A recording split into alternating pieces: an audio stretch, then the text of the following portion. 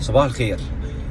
لو رجعنا كده بالتاريخ اخر 50 سنة او 100 سنة ورجعنا اللي حصل، هتلاقي ان مفيش اي وقت في مصر كان مناسب انك تغير الوظيفة بتاعتك او انك تبدأ مشروع، او حتى انك تعمل استثمار او تحافظ على مدخراتك او الموضوع شبه ان الام اللي بتنصح عيالها وتقول لهم يا ولادي خلي بالكوا البلد والناس ما بقاش فيهم امان، ولازم نخلي بالنا ونحافظ ونعمل.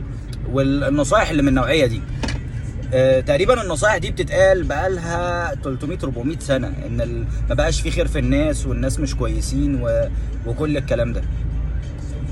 اللي عايز اقوله من الكلام ده ايه؟ عايز اقول ان في مثل امريكي بيقول don't wait the perfect moment, take the moment and make it perfect. ما تنتظرش اللحظه المثاليه، خد اللحظه وخليها مثاليه.